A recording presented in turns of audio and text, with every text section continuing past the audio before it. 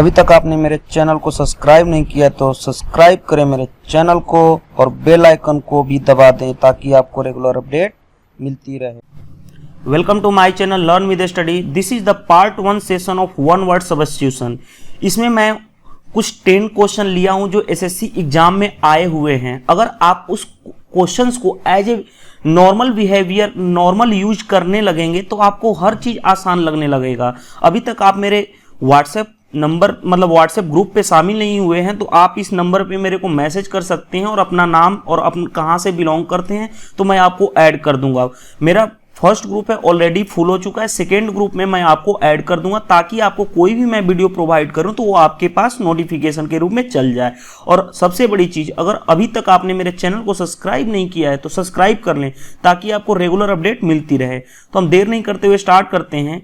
देखो first question है कि जितने भी मैं क्वेश्चन ले रहा हूं ये सभी एसएससी एग्जाम में ऑलरेडी आए हुए एग्जाम में हैं। जैसे ये एसएससी सीजीएल 2016 में पूछा हुआ है questions, a thing no longer in use, मतलब कोई ऐसी सोच जिसको ज्यादा देर तक यूज ना किया जा सके, डेट इज कॉल्ड ऑब्सोलेट, मतलब अप्रचलित।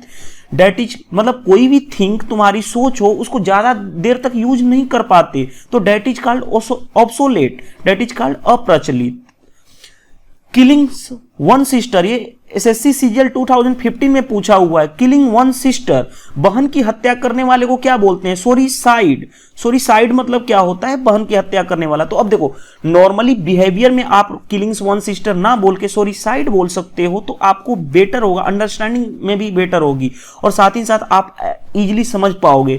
थर्ड क्वेश्चन आया हुआ है कि a person who has lost protection of law, मतलब कोई भी पर्सन है जो अपनी प्रोटेक्शन ऑफ लॉ को खो चुका है, डेट इज कॉल्ड आउटलॉ, उसको बोलते हैं हिंदी में बहिष्कृत। ठीक है।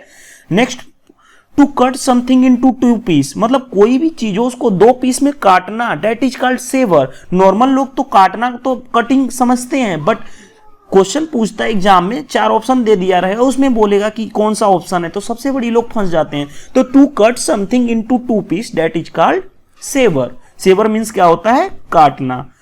फिफ्थ क्वेश्चन क्या है? Someone who is designated to hear both side of a dispute and make a judgement, that is called arbitrator. Arbitrator किसको बोलते हैं?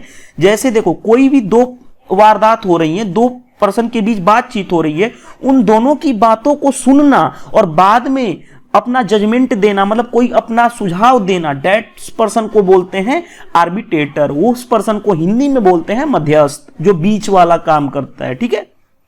नेक्स्ट क्वेश्चन हम देखते हैं, एक्ट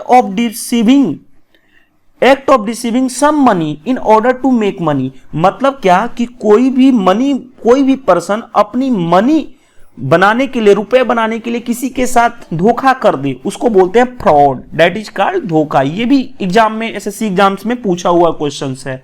ठीक है। To practice of submitting a proposal to popular vote, मतलब कोई भी पॉपुलर वोट बनाने के लिए हम कोई भी प्रपोजल सबमिट करते हैं उसको क्या बोलते हैं? रेफरेंडम। रेफरेंडम मतलब होता है जनमत संग्रह। अब हिंदी में देखो यार, मैं तो एक्चुअली हिंदी लिख दिया हूं डिक्शनरी में देख के, बट एक्चुअली मुझे हिंदी से कोई, क्योंकि आप इंग्लिश पढ़ रहे हो ना यार, English as a language follow करो तब आपको आसानी से समझ में आएगा।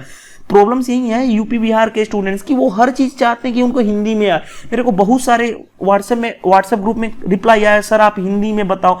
यार हिंदी ठीक है, हिंदी, बट आपको इंग्लिश आनी चाहिए। अगर आप इंग्लिश नहीं आते तो आपको बहुत बड़ी प्रॉब्लम्स होने वाली है, क्योंकि सबसे बड़ी प्रॉब्लम तो यह है कि आप एक दूसरे से हिंदी में बात करते करते हैबिट बना लियो, क्या उसमें प्रॉब्लम्स होती है? बट इंग्लिश में आपको इजीली प्रॉब्लम्स होने लगी है, क्योंकि आप इंग्लिश को अपने फ्रेंड्स या अपने फ्रेंड सर्किल में कभी बात ही नहीं करते हो। तो आज से अपने माइंड में बना लो कि हमें इंग्लिश में ही बात करनी है, किसी से भी बात करनी, चाहे वो गलत ही स्टार्ट करो यार, स्टार्ट तो करके देखो। नेक्स्ट पॉइंट आते हैं, to renounce a high position of authority or control, मतलब कि कोई भी पर्सन है वो बहुत बड़े अथॉरिटी को कंट्रोल करता है, हाई पोजीशन पे है, उसको त्याग देता है, उसको बोलते हैं एब्डिकेट। एब्डिकेट मतलब क्या होता है? छोड़ देना। ठीक है। An object or portion serving as a sample, मतलब कोई भी ऑब्जेक्ट हो या कोई भी मतलब ठोस वस्तु, कोई भी वस्तु या पोर्शन कोई भी चीज हो, उसको हम सैंपल के रूप में नहीं दिखाते किसी को। फॉर एग्जांपल आप जाते हो मोबाइल लेने, तो मोबाइल का वो डमी दिखाते हैं ना, उसको क्या बोलते हैं, स्पेसिमेन, मतलब क्या, नमूना नहीं बोलते हैं कि नमूना दिखाओ अपना। तो ठीक है, उसी को an object or portion serving as a sample, कोई भी चीज को सैंपल के फॉर्म में दिखाई जाए उसको बोलते हैं specimen, that is called Hindi में नमूना। Loss of memory, loss of memory, या जैसे नहीं बोलते हैं कि यू लॉस्ट ऑफ मेमोरी, तुम्हारा योर लॉस्ट, मतलब तुम्हारी मेमोरी लॉस हो गई, नहीं, नॉर्मल बोलते हैं loss of memory, that is called amnesia, मतलब यादाश्त खो जाना नहीं बोलते हैं। फिल्म में भी देखे होगी इसकी यादाश्त खो गई, तो उसको बोलते नहीं है कि अमेसिया में चला गया ये, ठीक है।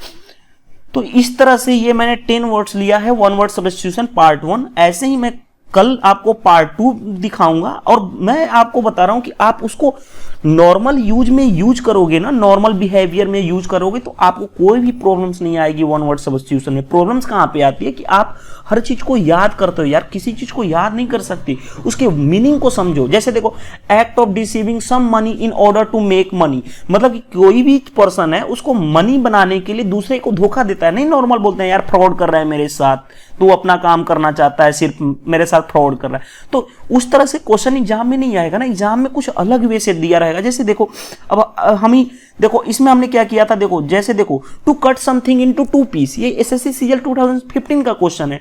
तो हमें पता है ना कि 2 पीस में काटने को कट कहते हैं, बट एग्जामिनर क्या उसको एक 1 वर्ड सब्स्टिट्यूशन 4 ऑप्शन में दिया था, एक सेवर, दैट इज कॉल्ड काटना।